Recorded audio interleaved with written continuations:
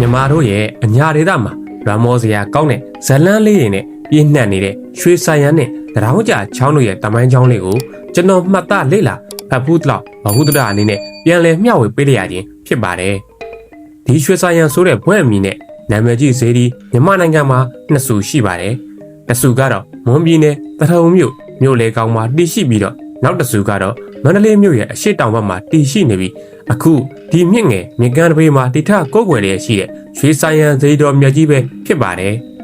။ဒီရွှေဆိုင်ရန်ဈေးရဲ့ဘုရားဓာယိကာမကတော့ရှမ်းမင်းသမီးလေးစောမွန်လာဖြစ်ပါတယ်။စောမွန်လာမင်းသမီးလေးကဗကံပြည့်ရှင်အနော်ရထမင်းကြီးရဲ့မိဖုရားတစ်ပါးဖြစ်ပြီးအရင်ခေတ်ကတော့ဗကံပြည်နဲ့ရှမ်းပြည်ရဲ့နှစ်ပြည်တော်ချစ်ကြည်ရေးကိုရှေးရှုပြီးတော့စောမွန်လာရဲ့ခမဲတော်ဖြစ်သူကအနော်ရထမင်းကြီးစီကိုစောမွန်လာကိုဆက်တလိုက်တဲ့အတွက်စောမွန်လာကအနော်ရထမင်းကြီးရဲ့မိဖုရားတစ်ပါးဖြစ်လာခဲ့တာပါ။စောမွန်လာမင်းသမီးလေးကဗုဒ္ဓဘာသာကိုအလွန်တရာမှတတ်ဝင်ယုံကြည်ပြီးတော့ဘာသာတရားလည်းအလွန်ကိုင်းဆိုင်တဲ့သူတယောက်ဖြစ်ပါတယ်။အဲဒါကြောင့်လေသူကမြတ်စွာဘုရားရှင်ရဲ့ဓာတ်တော်တွေကိုသူအမျက်ဝတ်စင်တွေရှိတဲ့တောင်းထဲမှာထည့်ပြီးတော့အထွတ်အမြတ်ထားပူဇော်လေးရှိတယ်လို့သိရပါတယ်။စောမော်လာမင်းသမီးလေးဖျားဝတ်ပြုတဲ့အခါတိုင်းမှာလည်းအဲ့ဒီဓာတ်တော်တွေကနေပြီးတော့ရောင်ကြီးတော်တွေကွန်မြူလေးရှိတယ်လို့လဲစာအုပ်စာပေတွေထဲမှာရေးသားထားတာတွေ့ရပါတယ်။ဒီစောမော်လာမင်းသမီးလေးကိုအနော်ရထမင်းကြီးကအလွန်ရေးပေးတဲ့အတွက်ကျန်တဲ့မိဖုရားတွေကမိန်းမတို့ရဲ့သဘောတဘာဝအတိုင်းမနာလိုဖြစ်ခဲ့ကြတာကနေစပြီးဒီဇလန်းလေးကအစပြုခဲ့တာပါ။ကျန်တဲ့မိဖုရားတွေဟာစောမွန်လာရဲ့တောင်ကနေပြီးတော့ရောင်ကြီးတော်တွေကွန်မြူတာကိုစုံမလို့ဆွဆွဲပြီးတော့အနော်ရထမင်းကြီးထံကိုတွားရောက်ပြီးဂုံကျော်စကားဆိုကြပါတယ်။အဲဒီမှာမင်းကြီးကလည်းမိဖုရားကြီးတွေရဲ့စကားကိုယုံပြီးတော့စောမွန်လာကိုတိတ်တဆိတ်စောင့်ကြည့်နေပါတော့တယ်။အဲ့လိုစောင့်ကြည့်နေတဲ့အချိန်ခါမျိုးမှာစောမွန်လာရဲ့ခမဲတော်ဖြစ်သူဟာသမီးတော်စောမွန်လာအတွက်ရှမ်းပြည်နယ်ကနေအစားအစာများကိုပို့တာလိုက်ပါတယ်။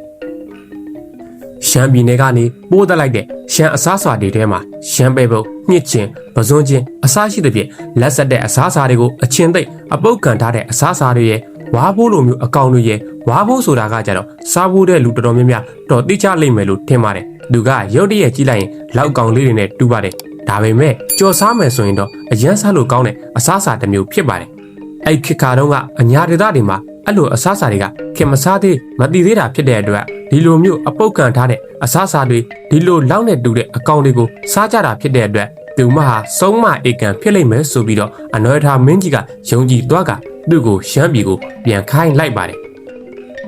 ဒီလိုနဲ့ပဲရှမ်းမင်းသမီးလေးစောမွန်လာကပကံကနေအပြန်10ရက်မြောက်နေမှာပဲအခုရွှေဆိုင်ရန်ဈေးတော်တည်ရှိတဲ့နေရဌာနကိုရောက်ရှိလာပါတော့တယ်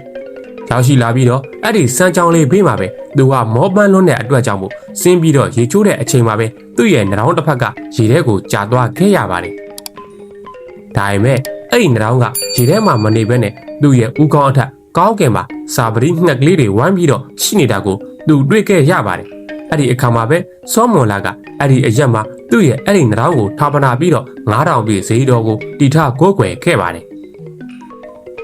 ဈေးဒီရဲ့ဘွဲတော်ကိုတော့စာပရိငှက်တွေဝန်းရံနေတဲ့နှောင်းကိုထာပနာပြီးတီထားတာဖြစ်တဲ့အတွက်ကြောင့်မို့ရွှေဆိုင်ရန်ဈေးဆိုပြီးတော့ဘွဲတော်ဆက်ကတ်ခဲ့ပါတယ်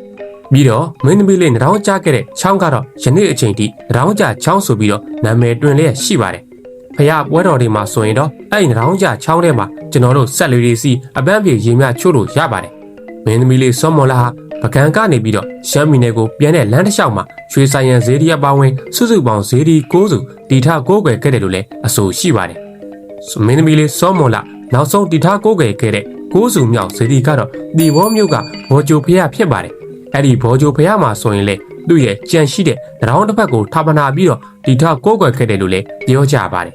စောမွန်လာမင်းသမီးလေးကတော့ရှမ်းပြည်ကိုပြန်တဲ့လမ်းမှာပဲခရီးပန်းတဲ့တန်ကြောက်မှုလို့သူ့ကိုလာကြိုတဲ့အကိုတော်တွေနဲ့မတွေ့ခင်မှာပဲကံကုန်ပြီးတော့ကွယ်လွန်ခဲ့ရပါတယ်ဒါကတော့ရွှေဆိုင်ရန်ဈေးဖြစ်ပေါ်လာပုံနဲ့သူ့ရဲ့ဖျားတကားစောမွန်လာမင်းသမီးလေးရဲ့အကြောင်းပဲဖြစ်ပါတယ်အခုဆိုရင်တော့ရွှေဆိုင်ရန်ဈေးရဲ့တပေါင်းလာဖျားပွဲတော်ကြီးလဲစတင်ကျင်းပနေပြီဖြစ်ပါတယ်